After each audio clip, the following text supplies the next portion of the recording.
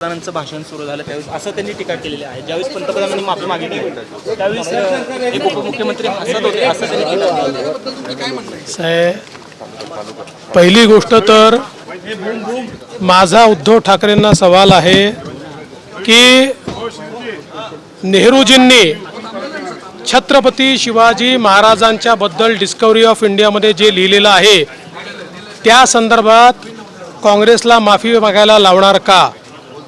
काँग्रेसने ज्या प्रकारे मध्य प्रदेशमध्ये छत्रपती शिवाजी महाराजांचा पुतळा बुलडोजर लावून त्या ठिकाणी तोडला, त्याच्यावर शरद पवार साहेब आणि उद्धव ठाकरे साहेब का मुग गिळून बसले आहेत?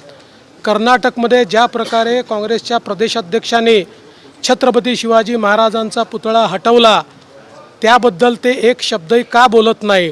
पहिले याचं उत्तर दिलं पाहिजे.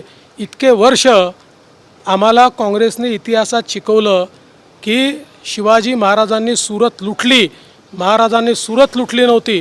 महाराजांनी केवळ स्वराज्याचा खजिना हा त्या ठिकाणी योग्य त्या लोकांकडनं त्या ठिकाणी घेतला होता किंवा त्यांच्यावर त्या ठिकाणी आक्रमण केलं होतं, पण सुरत कधी त्यांनी लुटली नव्हती.